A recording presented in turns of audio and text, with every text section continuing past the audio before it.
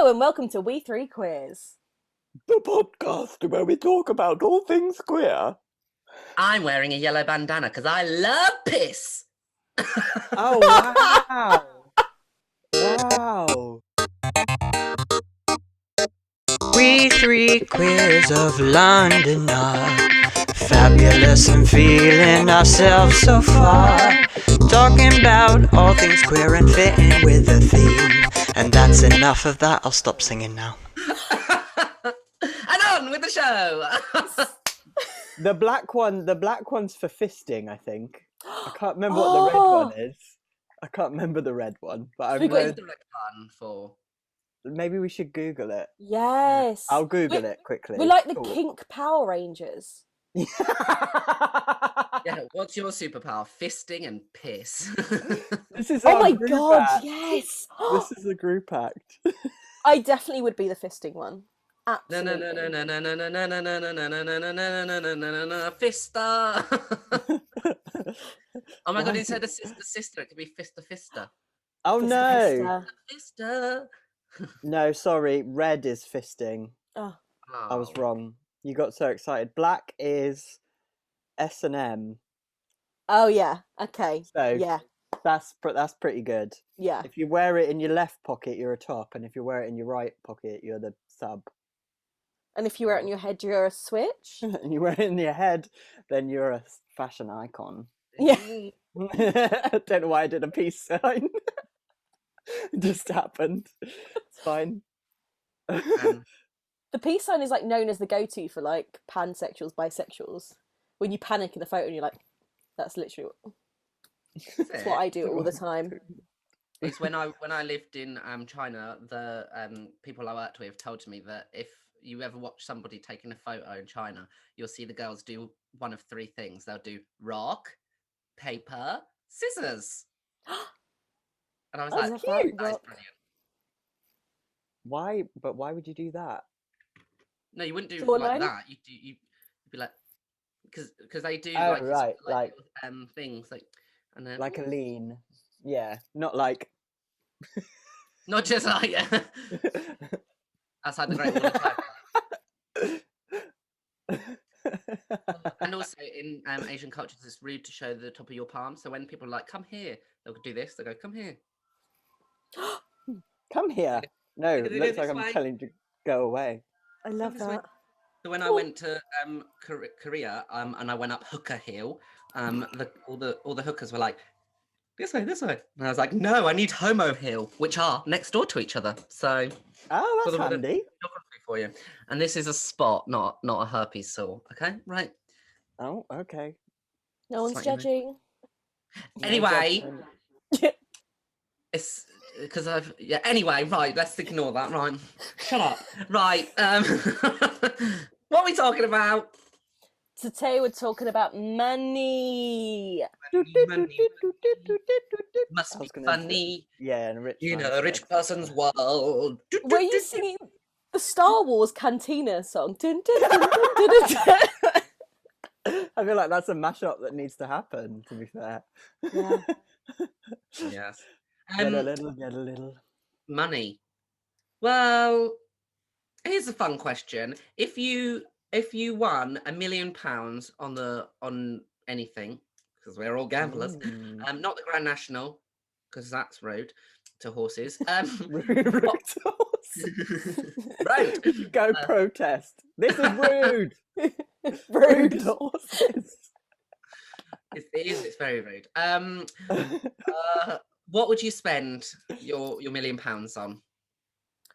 I've got it. Oh, is Carrot frozen again, or is it me? No, it's me. No, it's Carrot. No, you're back. Okay. It's So- all of us. I would pay my mum's house off. The first thing I do is pay Yeah. the people dearest to me, including my friends and their families, debts off. I think that's the first thing I'd want to get out of the way, debts, because that's once that's out of the way, you're in a good place. Yeah. I definitely have a holiday with my friends where I wouldn't tell them and would like pull up to their house, maybe get someone to make them pack a bag and lie and be like, "We're going on holiday." Probably invest it back into drag because drag is spinny. Yeah, you just get like make 2 outfits for that. So yeah, great. yeah. I think I wouldn't go to like buy myself properties and stuff. I'd like do really boring stuff. Yeah, pay debts off, go on a holiday, and probably invest in art, like make a Yeah, theatre show or something. yeah. Mm. I always thought that. I have thought about this for many, many hours. What I would do. Like I've spent a long time thinking about this, and obsessing over it. But yeah, I think I'm along the same lines. Give people, friends, money and or pay off things or help them put deposits on houses or whatever. Mm. And my mum especially. And I always thought a good thing to do to invest your money is to buy a property and give it to people, like rent the rooms out for like really cheap Yeah, to people who need it, like trans people of color or something, and open up. I always thought I'd love to do that if I've got loads of money. Like, and then you also are investing in property at the same time. yeah. Oh my god, I'd set up a fund, like a top surgery fund that would Yeah, like meet and alongside it like a art project or a show or something, so it keeps so it can keep funding itself. So they'll that's be there. great. I'd get top surgery. I didn't even. I'd get fucking loads of surgery. Oh Yeah. my god, yeah, I'd get laser eye surgery done. I know that's very Oh. different, but I wouldn't get any surgery done because I'm gorgeous as I am. that's true. Oh, I'd get an eye lift. Mm. So I didn't have hooded eyes anymore. But you two are really cute. Like, yeah, spend all this. Fuck everyone else. I'm spending my money on me. Me only. No, that's a lie. I'd buy a van and then I would tear it apart and insulate it and create like my own little like van life because I want to live in a van. Yes. And then I would buy I'd go on holidays and shit like that. Like I would spend money on like experiences with all of my friends and families. That would be fun. And then I would buy like a calf / workspace / performance space, like very queer, sort of like creative central. So it like it'd be open like from morning to evening, and it will change completely, like from calf to then like drinks and drag. And I would call it the Cock and Tail or cocktail. That's what Hilarious. I thought about it a lot as well. Sometimes when I'm like, it's like 4 a.m. and I'm like, yes, can't sleep again, thank you. I'll be like, right, if I won 72 million pounds on the Euro Millions, what would I spend it on? And then I just think about all these things that I would spend it on, and then eventually I'll fall asleep. I suppose it's like the new age counting sheep, isn't it? Yeah. Yeah. I've never been like. I've never thought about specific stuff. Like if I just won loads of money, there's nothing I'd go out and buy. I don't. But there's like it's homes. It's like I'd want all my friends just be in a stable home, which is I guess something that like rich people and that don't think about. Like if they want to, I think I want to buy a house, I need a deposit. Like, mummy, daddy, like it's a complete way of thinking. So like, I think people that come from maybe more working class backgrounds, when you think about a lottery and winning, there's you're like your dreams are in it because you're like, I would do so much with that money. But if you're brought up in a life where that money is just there, what are your dreams and aspirations? They don't know the value of that money and how much it can do. Well, we should say that us three are all from working class backgrounds, so it's pretty safe to say that we never really had any money to start with. Yeah. Maybe we should talk about that. Like, what was our, like, if you don't mind talking about it, because I know this is another thing as well, that like just before we got into it, people talking about money. People don't like to talk about money, and I think we should more. Yes, we should. We should, in whether you're a freelance performer, or whether you're in an employed like PAYE basis, you should still be able to talk about your pay, because I think that it does like give in to that like societal, like social structures of like class. It's like class structures and hierarchies. So I think that it should be a more open discussion that we have. So especially if you're a self-employed person, don't be afraid to talk about money. That's one of the first things when somebody's trying to book you. That's the first thing you should find out is Yeah. how much you're giving me, and don't be unapologetic about it. But if you don't mind talking about your experiences growing up, like what was it like with money? Mm. Cyro, Oh, you go first. Yeah, okay. you start. So I grew up in social housing and council houses my whole life. Um, so money was tight. It was like do you have heating or food? Or like some weeks we'd be on like rice and onions. I fucking hate. Like we were the type of kids we'd run in, open the cupboards. We knew what was in the cupboards. There was a tin of fucking kidney beans, maybe a can of tuna, and some like dry ass cereal. And you're like, no. So like, so food and money, they became kind of synonymous with each other. Like when when I went to grandparents, I would have lots of food, or when I went to my friend's house, there'd be food, and it was just like wow, like snacks and like shit. Mm. But I didn't really, I guess I didn't really think much about it because I was living in council houses, so we were in the same boat. But I had a friend where some new houses were built, and I never forget this. On Halloween, when they started being built, we all went trick or treating and decided to egg all the new houses because we are like, rich people are moving in. And then like I made friends with someone, and they're like, oh, this is my house, and I was like, oh, I've egged your house, but I never told them. So Charlotte Morrison, I'm very, very sorry. You're amazing, and I love you. But I egged your house. Yeah, but I egged your house. I egged your house. But yeah, like yeah, and it was a big. And now, really, I'm so much more comfortable than I was then. I'm still like on benefits, but yeah, it was a. I don't know if you had Guinness Trust. I don't know if either of you ever lived in like council housing, but like if something was broken, that would just stay broken forever. Mm. Like oh, and my dad still lives in the same house that we grew up in, so yeah, never had money. I thought my grandparents were rich, which they weren't now thinking back, but that was yeah the level I was brought up in. Mm. Yeah, Karen? I've got a lot of parallels, I think, with you there, because like my mum was bringing up me and my brother from a young age. I think I've spoken a bit about it on the podcast before, so I won't go too much into it because I don't want to like repeat myself. But like I again agree. Like I've had the situation where mum's got to choose between topping up the pay-as-you-go electric key and the buying like more food for the weekly shop, and or heating the house or getting food, things like that, decisions like that like a mother shouldn't really have to make, but she did. And uh, Interestingly though, where I grew up on a council estate in a council house, and it's at the end of quite a long road, a dead end road. The estate is at the end of it.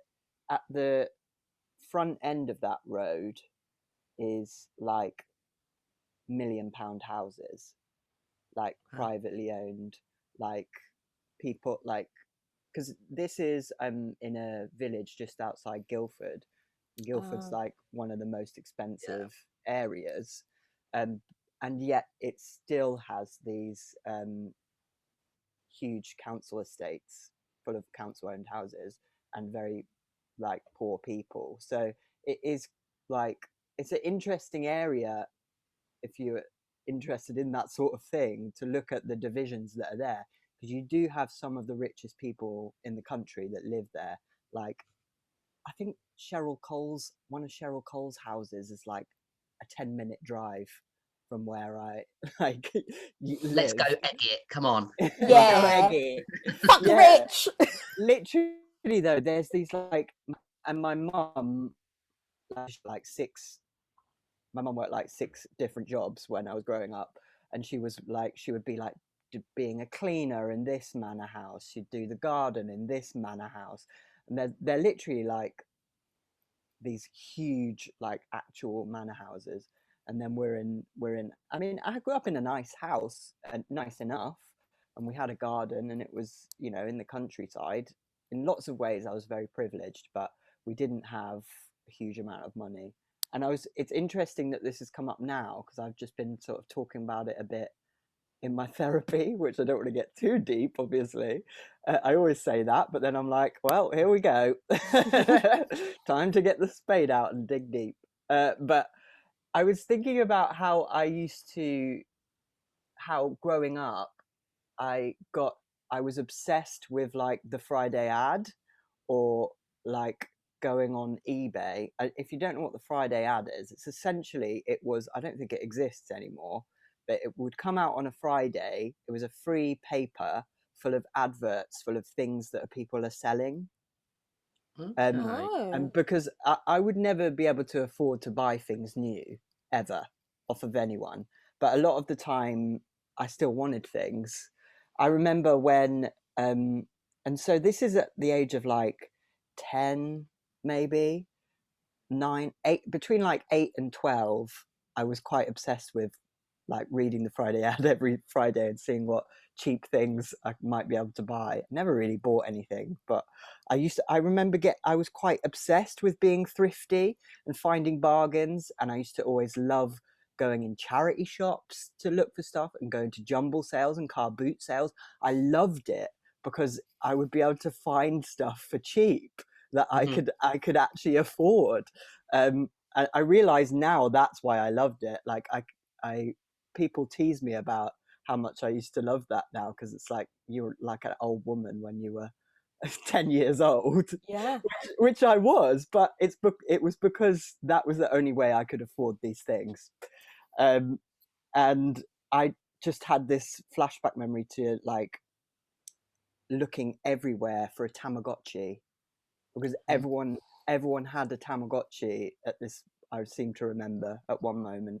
I even remember having friends who had multiple ones, and I was like, we can't afford it. They weren't even that expensive, but I remember I asked Mum like once, but I learned not to bother her over and over again, because it's like there wasn't any point. I knew that there was no money there, so I would just go looking for it myself. Like It's like Furbies as well. Furbies, everyone had them at one point, and I was like searching the car boots, like I will find a Furby and I will buy it. Yeah, exactly. And whatever was the big thing at the moment. So I can't imagine what it's like now. Imagine all your friends have got an iPhone and you're like my mum would not have been able to afford an iPhone in a million years. We couldn't even afford the internet. I didn't have the internet, which is why I was looking through a Friday ad. I was like, I'm not even like, we didn't even have like, I couldn't go on eBay. When I went to my dad's house of a weekend, I would be like desperate to get on the computer and look through eBay at what the bargains I could get on there to bid on, and then text Mum, be like, "Can I bid on it?" But yeah, so it does definitely teach you. I'm trying to think like, okay, there's positives in this. It's made me more thrifty, more appreciative now of like having money. But at the same time, it's like I'm now that I have money, I struggle not to spend it. I know for a lot of people, it makes them really hold on to their money. I've found it has had the opposite effect on me, where it's like, I want these things and I actually have the money now to buy them. And for my whole childhood and my whole life, I've not been able to do that. I've not been able to buy things that I want. And I have the money now, and it's really hard for me not to just spend it and get that thing. Yeah. So that's the sort of effect it's had on me. I'm like that as well, because I grew up not in council houses, but only because my dad's parents passed away when he was very young. So he was lucky enough, well, not lucky enough to lose his parents, but he was an only child. So basically the house just went to him. And but the thing is though, like he made lots of sacrifices in his life, in the sense of he worked an unskilled job. And I use air quotations for unskilled, because actually working in a factory, you do need certain skills anyway. But so like he worked there from when he was 16 up until like 56 or whatever, when he took early retirement. So, and he did this like same monotonous sort of boring jobs and everything. And he said to me, like when I was a little bit older, like I could understand. He was like, I did this so that I could provide for all of you lot and let you lot do what you want in life, which is really sweet. So I don't take it for granted the fact that I'm like flouncing around like a fairy for like a living. I'm like, thank you so much that I can do that. Like, but if his parents hadn't passed away, we would have been in council houses. And we always used to go to car boots, loved a bloody car boot. We were just very like frugal with our money. So like we never went on holiday abroad ever. We always used to go like caravanning. So which is really pisses me off when people are like, oh, I'm doing a staycation. No, that's still a fucking holiday, okay? Yeah. It is. Whether you go two hours up the road to the Norfolk seaside, that is still a holiday, and that was my childhood. So thank you very much. Yes. Go off, sis.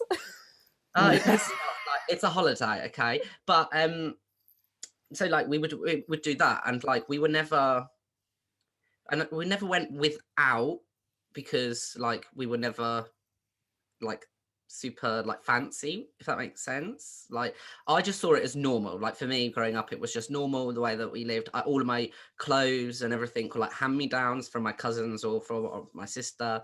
Even my school clothes, like Me too. that was just normal for me. Like it just was fine. And like we'd never have a brand new car. Like we'd change the car probably every 12 years when it literally fell apart. Like when I was 13, I got a job straight away. Like my parents installed that in me and was like, you need to go out, get your own money. So I got a little like paper round and did that and everything. And then I've been in employment in all sorts of rubbish ever since I was like 30, 40, like pot washing, restaurants, everything. And then my parents made me start buying my own pants and socks because I was working, which I'm really still angry about, because I didn't want to spend my money on pants and bloody socks. But yeah, it made me, now growing up and being an adult and having to get my own money and my own life on track and everything, it really makes me appreciate what they did for me without me even realizing.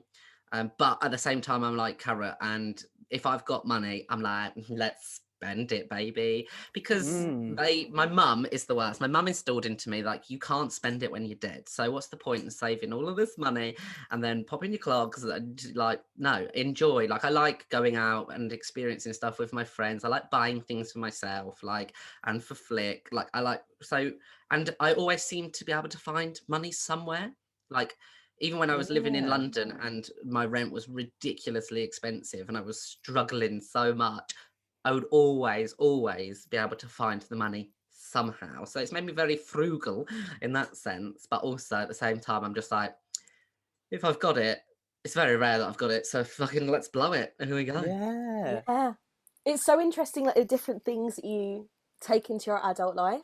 Like as you were speaking, we used to share bath water, which I always forget about this. So my dad, when he was working, because he was out of work most of the time we were there, was a plasterer, so a very messy job, and he would go in first in the bath water, then me and my brother, and then my mum would go last. And I didn't think of that sacrifice until like recently. I was like, my mum used to go in the bath water of all of us, which was filthy at that point, and like we were always clean, we were always fed, we didn't have like snacks and things, so but we would, like, me and my brother still do it. We eat, like, if we don't eat it quick, it's not going to be there.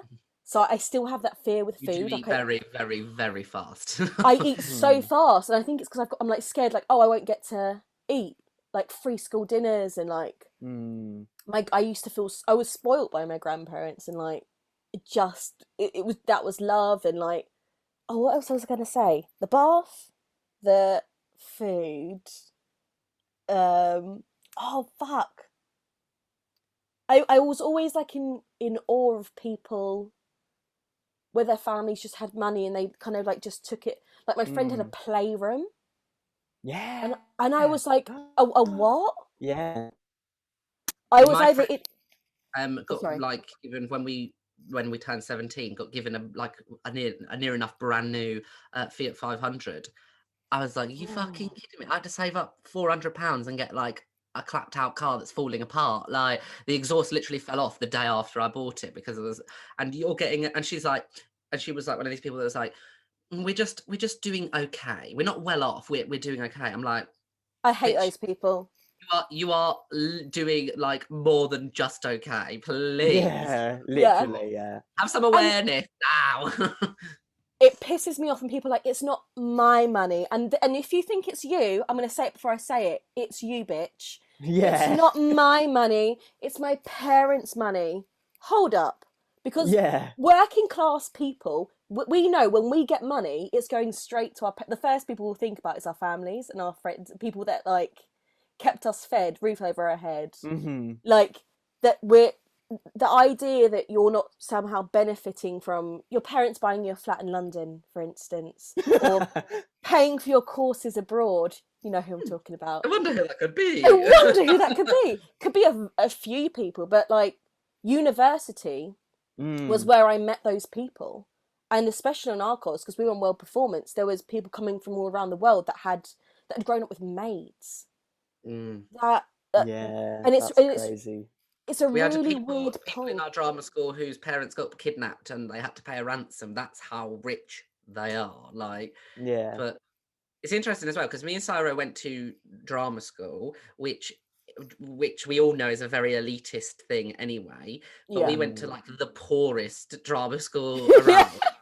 We went to East 15 acting school, and it was set up for like working class people, and it is connected to a university, so you can get like a normal university course. You get your funding, get your grants, you get your loans. So it's not like RADA where you have to pay for it yourself. Because one place I went to, Mount View. I'm going to say it, Mount View. Mount View. Fucking call them out. Yeah. I got through like a few rounds, and then they were talking. They had a financial person come in, and they were like, "So yeah, you're going to have to self-fund this. A couple of ways you can do this is through like this thing called a Dada, which is like a bursary, but it's awarded to like one person in the whole school. Another thing that some of our students have done is they just went round to the millionaire in their village and knocked on the door and said, "Could you pay for my course?" And he did. I was like, all right, Linda, yeah, that's going to happen, innit? I was like, shall I just leave now? Because there's fucking no way I'm going to be able to pay for this course.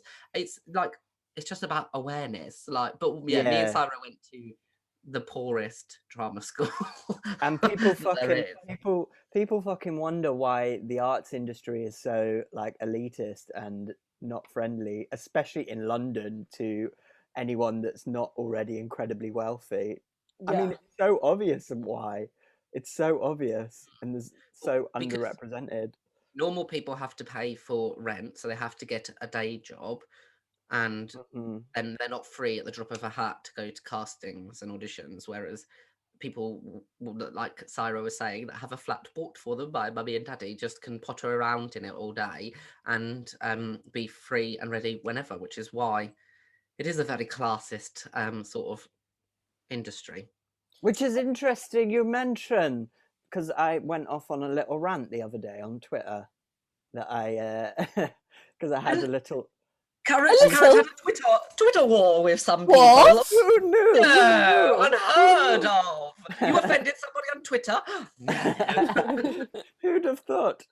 Funnily enough, I didn't actually offend anybody this time. I was just going off on a rant about classism, because something I've noticed, to bring it back more to money than the arts industry, because I can feel us going off on a little tangent, is that I notice a lot of people talk about how you need to avoid big companies like Amazon and Boohoo and fast fashion and Primark because they're really unethical. And it's true, they are. They are unethical. There's no denying that. There's no lie there. They cause a lot of the global warming, the carbon footprints. They run these sweatshops. They don't pay their workers well. They don't look after people. All of these things are true. However, what we shouldn't be doing is shaming people or telling people they are bad, or telling people that they are bad for using these companies, corporations, and services. Because at the end of the day, none of us asked to be trapped in this prison of capitalism. We were all put into it. And those of us that are working class or that have experienced not being able to afford stuff, will seek out the cheapest and easiest way to buy the things that we need. And I don't think that there's a lot of shame in that, and we shouldn't be making ourselves and each other feel guilty. Not everyone can afford to go to independent online shops or in person go and browse like independent stores, especially because independent ones tend to be a little more expensive and boutique, which is fine if you can afford it, but not everyone can. Not everyone's got time on top of that to be going looking through all the charity shops like I did when I was 8. Which but I still do every yeah, time. I do that, but it's rare nowadays that I have the time to go and look through secondhand shops or go to thrift shops. And even then, if you find something that you like, number one, it's rarely going to fit. So then you need to have like the time, the resources, and the energy to edit it or to make it fit you.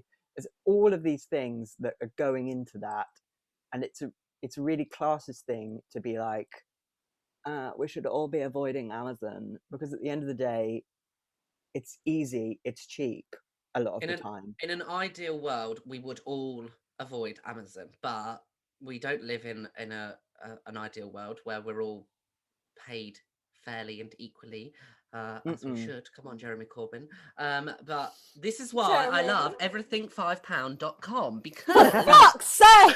I love it. Here we go. Because it is like an online charity shop. It's like an online TK Maxx, but cheap, because everything is £5 or less, and you literally get all of these like old stuff. So basically, if anyone would like to use my code, then I don't know.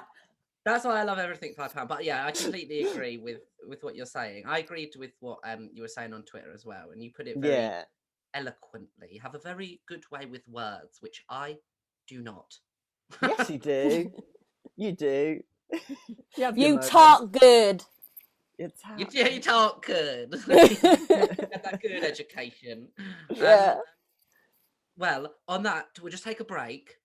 Have a break. Yes. We'll go eat the rich, and then we'll come back. Yummy, Good yummy, idea. yummy. Delicious.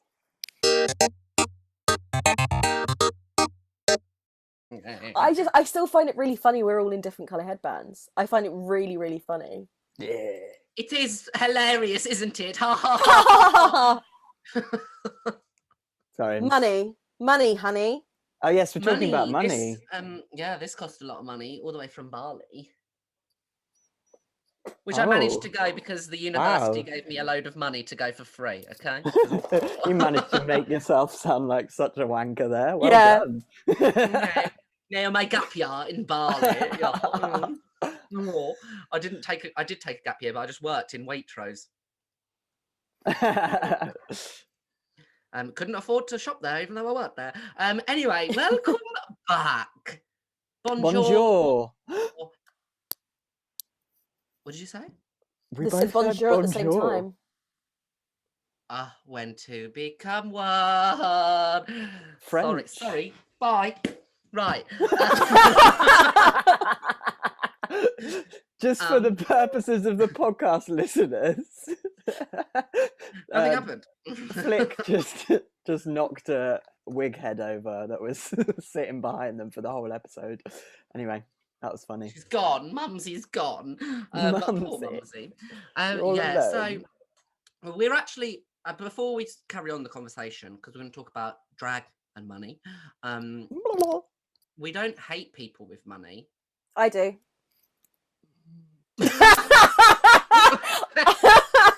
I do. Do we really not, though? Do we just really hate not? everything that you stand for. I just don't hate the player, hate the game. No, we hate you. Sorry, we hate you. It's just. Do you know what bugs me? It's the like the poor being an aesthetic. Do you know what I mean? Like suddenly, and when you were talking about fast fashion or cheap food, like this is conversations I've had with people with money a lot, where they're like, well, it's just easy to do this. I'm like, it's not. Like, if you've ever tried to live off your benefits, it's for a family of 4, it's impossible, and you can't judge you can't judge the poor on trying to be frugal and make things last, and then you just going, oh well, it's easy to just change to this and this and this, or just why don't you just plant your vegetables in the garden? What if you don't have a garden? It's just this Yeah, idea that it's so easy to live a really, which would be like ideal if we all could, like a healthy, organic, life that didn't have an impact on the environment. But that's not, A vegan lifestyle. yeah, which we yeah, want to do. But like, you're trapping families in a place where they're having to just get whatever's gonna last the longest. yeah. And we can't shame single mothers and families for doing what they got to do. No, and the responsibility for that sort of thing doesn't just lie with the individual. At the end of the day, Yeah, we don't control as individuals. Yes, we can all do our little bits here and there, but like at the end of the day, it's not going to change unless these big corporations dramatically change the way they do things. A yeah, society is judged on how it treats its most vulnerable, which is why all Tories are cunts. yeah. And the joke is when That's the people are tea. like, I live a vegan, like, healthy lifestyle, and I don't buy any fast fashion, but then your dad is like a CEO of Shell. Sorry, let's rewind there, because actually that's a bigger impact that you've got direct impact to people in that company to make a change. Also a person that me and Sarah know. Yeah. It grinds my gears. It doesn't It matter does. because they're too rich to listen to this podcast anyway, so True. we can name True. and shame them. Talking of being rich or not being rich, or enriching our lives through drag. See that little segue there? I got there in the end. There we go. So I would just like to start by saying you do not need money to do drag as much as you need money to be on Drag Race. That is for sure, because apparently you can't wear H&M and you have to wear bespoke, like designer, hundreds, thousands of pounds worth of costumes every single time, even if in the mini tasks. It's disgusting. You don't have to. The best drag is the most inventive in how they use what they already have and adapt it or glue or create whatever. And at the end of the day, especially for British drag, it is about the performance. First and foremost, it's about the performance, and it's about what you do rather than what you look like. Because you can look amazing, but you're boring, and I never want to watch you ever again. Yeah. Luckily, us three, we look amazing and we perform amazingly. So, we got the whole package. But just want to put that out there. You don't have to have money to do drag. Anyway. I agree. Drag money, go. What Totally. No, I agree. If you're wanting to start out in drag, but it's the money that's putting you off, then don't spend lots of money. Just buy the cheapest shite you can find in Poundland or in the charity shops. Talking about fast fashion. I still use my eyeliner from Poundland. Yeah, it's amazing. It's and great. It's the best one ever. It does the job. Yeah. And also, like, when you're playing around with stuff, just buy the cheapest shite and try stuff out. And when you found what you like, then maybe think about investing in more expensive brands. And only do that if you if you think it's going to be worth it in terms of getting gigs, or if it really depends on what you're doing drag for at the end of the day. But I guess if we want to talk about money, we want to talk about people who are looking at doing drag or like queer performance as a career. And if you are, then you need to think of it as a business. There is an initial investment that needs to be made into that, which is an investment of time in practicing and learning and creating, and an investment of money in buying the materials and the resources that you need. There's also an investment of time in terms of going out and like going to bars to know people. Did I freeze? Yeah. Say that again. It's also an investment of going out and going into bars and getting to know people, and in time in that respect. So that's part of it. But if we want to talk about the money more specifically, just to start off with, you know, buy the cheapest stuff and really refine what you want and then invest, but only do it once you have something to do it for, really, Yes. I think. Mhm. Because it's Mhm. like, you can buy loads of stuff and make yourself look amazing and stuff, but it's like, get yourself a gig first, which goes to show that, you know, having the energy and the performance and the networking and getting to know people, it is more important. That's what's going to get you the gig. Yeah. Getting to know people and being memorable and a good performer, or being a, you know, good on stage, is what's going to get you the gig. How you look is not necessarily going to get you that, unless you're like an influencer on Instagram with hundreds of thousands of followers, and even then, probably not. Yeah, the biggest piece of advice that I've ever been given is don't be a cunt, because Yeah. you are booked through, like, yes, your craft, but also you could be the best performer in the whole entire world, and if you're a knobhead, you ain't getting rebooked again. Like, No. and don't come out feeling like you're the shit straight away, because you ain't the shit. But Yeah. like you said, I just echo that. Like, buy like cheap stuff, like Revolution makeup. It's cheap, vegan, and really good. Like, so start with that, and then maybe like, and then dresses and costumes and things like that.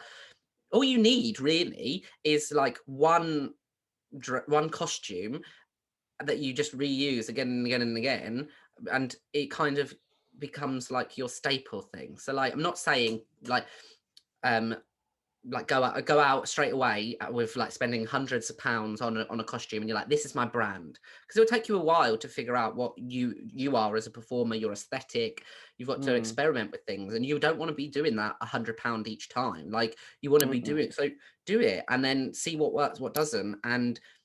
And then once, if you, like you said, if you, there's no point in spending £270 on a costume and you've got one gig for 50 quid and then you've got nothing else lined up. Like, Yeah. if you can afford that, then I mean, go full steam ahead and do you, boo. But it is, if you want to take it seriously, it is a business, and you need to market yourself and strategize yourself in that sense of how long until I make my money back, because the initial cost of all the makeup and like eyelashes and wigs and brushes and other stuff, you do kind of have to have a certain privilege to be able to afford certain things. Yeah. So start cheap, figure it out as you go along, kind of. And like I said, at the end of the day, it's about the performance and about not being a cunt. So just make sure you do that.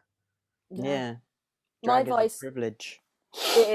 it is like big borrowing still. Like, my first, for a long time, I'd say for the first 1-2 years doing drag, nothing I had was like made. It was either my mum's stuff mostly, because she had loads of butch. She's butch. Iconic. Or I'd like steal from my brother's. Literally, I just like go in his bottom drawer and be like, and then put it back. But like, the way I got into drag was through theatre, so I was probably subconsciously going for those roles, so that when I was in the theatre, I wasn't even using my own makeup. I was using the makeup providing, and I was like learning the craft whilst getting paid, which is the way to. And then when I did Fantabulosa, we had a small costume budget, and I asked Molly Beth Morosa to help me with the costume, and Portia Present to help to do the hairstyling, which were friends that are creative and make things. But it meant I was like working with my friends, having a real input in the style of it, and I wasn't worried about, oh, is this designer made this or this designer made that. What was more important was that it was true to who Cyro was going to be. And like, I think that's probably the next level, the idea of like knowing designers and who to choose. Like, I have no clue really, and I find that a little bit terrifying that you're like thousands and £1,000s in debt for one outfit. I don't know if that is worth it for me personally.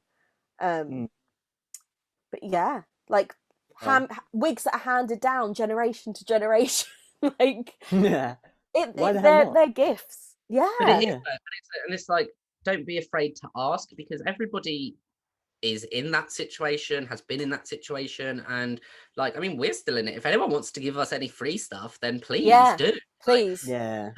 Drop into our DMs, send nudes, send wigs, send whatever you want. I'll take it all. Yeah. Send Absolutely. nudes, send wigs. I love that. But also, I think oh, sorry, just very quickly, just You jumping go. off Pyro with like being paid for it as well. If you're going to take yourself seriously, and this isn't just a little hobby, and it's going to be a business, and it's going to be like a career path that you've chosen, then take yourself seriously. Don't go out there and be doing gigs for nothing, like Yeah. because you're losing money. And yes, there are certain examples. So, for instance, like competitions like Lip Sync 1000 or Drag Idol, those competitions will actually help your career, and you don't have to go and do every single one. Like doing one of them can help because you meet so many people, like you get that experience, you get an audience, you get all of these bookers, all of these producers watching you, and from that it can help. Yes, it's not paid, but like, so I would say they can be quite helpful. But when it comes to other, like when it comes to gigs, don't just do your whole stuff for free. Don't just do competitions. Don't just do everything for free. And not only for yourself, but for other artists as well. Yes. Because yes. if you're gonna take it for free, then why are they gonna pay anybody? Why are they ever gonna pay you? Why are they ever gonna pay any artists? And it just kind of minimizes our job, like your job, our job, to something that should be free, and it really shouldn't, because it does take No. time and skill. So value yourself and your art 100%. Absolutely. Yeah. But also, totally. don't think that when you're brand new, you're going to go and get a gig and you're going to do a 5-minute lip sync for 100 quid. Like, that's unrealistic. You need to like build Build your way yourself up, and like, don't be taken for a fool, but also don't take them for a fool, and like demand thousands of pounds. Anyway, sorry, I'm rambling. I see what you mean. No, totally, I agree. And competitions is a whole episode, I think. Could talk about competitions forever, because there's a lot to talk about there in terms of, like, you know, I remember I was always just seeing competitions as a chance to rehearse almost in front of a live audience, almost like a scratch. It's like a scratch night. If you go there with the expectation that you're going to win and like you get yourself really het up about it, you're not going to enjoy yourself, and so you're performing for free and you're fucking stressing yourself out. So so it's like, it's just like going to make you hate doing it, to be honest. So just like be careful when going into competitions. The ones I enjoyed, like I say, were when I went in thinking, this is just a practice, you know, this doesn't matter that much. I'm performing, I'm doing this stuff for free. I'm going to try some stuff out, and it's just for fun. And if it goes well, great. If not, haven't lost anything apart from a load of makeup and like materials and a bit of pride, but that's fine. We can all get pride back. But what I was going to say is also something worth thinking about when approaching going into drag. Something that I wish that I'd been told in terms of money is manage your expectations, because there are very few drag artists out there whose entire income is coming from drag. Even the most well-known artists have side hustles, have like day jobs. A lot of them have little like bits and bobs that they do on the side, like even making and selling merch is part of the business. Or they have like Lily Snatchdragon and Mark Anthony, they do loads of rhinestoning and costume making for people. Or like I happen to know artists who work also as an actor alongside it, and perhaps do like the odd commercial here and there, like out of drag. And then also people who do, I know artists who work, like there's an artist who works in like hospitals, like in training doctors, because they go in and they pretend that they have illnesses, and that's how they make their that's how they make their side hustle. It's important to know that and go in knowing that you're probably going to have to do some stuff on the side to make this work. Oh yeah. Especially in the short term. And it will be many years, if ever, that you'll be able to do just performing as a career in drag. Yeah. Just get that in your head now and be okay with it. Accept it. Yeah. Yeah, that's the biggest stress is being okay with it. Because personally, for me, like when I was in London before I moved to Lanzarote, so I did move to Lanzarote and was performing in drag full time. But before that, I was in London working as Flick sometimes, working as John as the actor sometimes. But my majority of my work was hospitality. And I was waiting tables at a lovely vegan restaurant, may I add. So was great. But it was that stress of not only being like, this is not what I want to be doing. I want to be doing these two other things, which I don't do very often or like as much as I want to. And it really stressed me out, really like affected my mental health, which is why I took the decision to move myself away from London and luckily enough went over to Lanzarote. But it was a huge thing and that was like the second year, coming into the second year of me doing drag like professionally, and it really can. So that's a huge piece of advice because it really fucked me up like a lot, but I had to remove myself. So stay strong. Snack time. Snack time. Snack time. My snack today is the one, the only Len Blanco. Yeah. Yay! I'm doing Len today because they're pretty much like why I came out as non-binary, like taught me about drag. They were just one of those people that I didn't expect to be my doorway into the beautiful world, queer world, trans world, drag world. Their Insta handle is their Insta handle is king_Len_Blanco.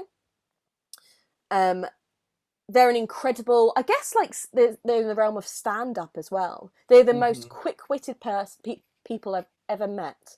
So they do stand-up, they do lip syncing, they do live singing. Their voice is incredible. They kind of do it all. They're such a good host. I love working with them, and I was like a fan. I was a fan before I got to work with them and know them. But they're my snack, they're my heart. I love them. They're a little bit poorly at the moment, so I'm sending them lots of love to get better. Yeah. Yes. And their snack, they're fit. Sorry, have you got one? Yes, I've got a snack. This is someone who I stumbled across on Instagram through like non-binary Instagram, if you like. And they are called Ria, and they're a creator on Instagram. Their handle is they.them.ri, R-I, and they are first and foremost an absolute snack. Ooh.